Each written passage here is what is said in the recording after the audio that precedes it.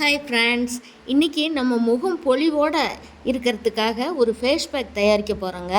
அதுக்கு நான் என்னென்ன எடுத்திருக்கேன்னு பார்த்தீங்கன்னா, கடலைப்பருப்பு, பச்சைப்பயிறு, வெந்தயம் இது மூணும் இது 2 நாள் வெயிலில் நல்லா காய வச்சு எடுத்துக்கணுங்க.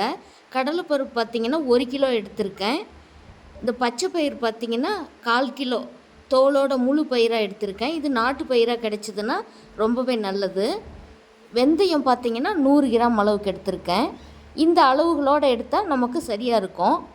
இது முகத்துக்கு, உடம்புக்கு, தலைக்கும் கூட இது போட்டுக்கலாங்க. தலைக்கு போடுறது எப்படின்னா, சீயக்காய் பவுடர், கடையில் விற்கிற பவுடரே கூட நம்ம அதை கொஞ்சம் இது ஒரு 2 ஸ்பூன் அந்த பவுடர் கொஞ்சம் சேர்த்து இதை தலைக்கு போட்டு நம்ம குளித்தோம்னா முடி நல்ல கலகலன்னு அழுக்கு போய் சூப்பராக இருக்குங்க. இதை நம்ம முகத்துக்கு போடுறதுக்கு முன்னாடி நம்ம முகத்தை சோப் போட்டு கழுவிட்டு தொடச்சிட்டு இந்த மாவு ஒரு 1/2 ஸ்பூன் எடுத்து தண்ணியில் பேஸ்ட் மாதிரி பண்ணி அதை முகம் பூராவுமே நம்ம தடவிட்டு 1/2 மணி நேரம் கழித்து வாஷ் பண்ணிக்கலாம்.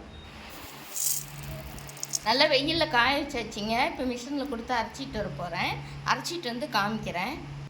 மாவு அரைச்சிட்டு வந்தாச்சுங்க. இப்போ இது கொஞ்சம் சூடாக இருக்குது. ஒரு பிளேட்டில் கொட்டி இதை ஆற வச்சுக்கலாம். இந்த மாவு நம்ம டெய்லியுமே முகத்துக்கு போட்டுட்டு வரும் பொழுது உங்களுக்கு நாளடைவில் அந்த முகத்தில் இருக்கிற கரும்புள்ளிலாம் மறைஞ்சிருங்க. இந்த முகத்தில் நமக்கு நல்ல ஒரு பொலிவு கிடைக்கும். ஸ்கின் பளபளன்னு இருக்குங்க. இது ரெகுலராக நீங்கள் யூஸ் பண்ணும்போது தான் அதோட பயன் உங்களுக்கு எப்படிங்கிறது தெரியும். நான் இதை ரெகுலராக பயன்படுத்திகிட்டு இருக்கிறதுனால தான் உங்களுக்கும் இதை ஷேர் பண்ணுறேன். இந்த மாவு நல்லா ஆற வச்சு நம்ம ஒரு சில்வர் டப்பாவிலையோ அல்லது பிளாஸ்டிக் டப்பாவிலையோ ஏதோ ஒரு இதில் நம்ம அல்லது ஒரு கவரில் கூட போட்டு வச்சுக்கலாம். வச்சுக்கிட்டு இதை நம்ம ரெகுலராக யூஸ் பண்ணிட்டு வரலாம். நல்லா ஆற வச்சு போட்டு வச்சுக்கணும். இதே போலவே நீங்களும் ட்ரை பண்ணி பாருங்கள். நீங்கள் பயன்படுத்தி பார்த்துட்டு உங்களுடைய கருத்துக்களை கமெண்ட் பாக்ஸில் சொல்லுங்கள். இந்த வீடியோ பிடிச்சிருந்தால் லைக் பண்ணி ஷேர் பண்ணுங்கள், சப்ஸ்கிரைப் பண்ணுங்கள். தேங்க்யூ.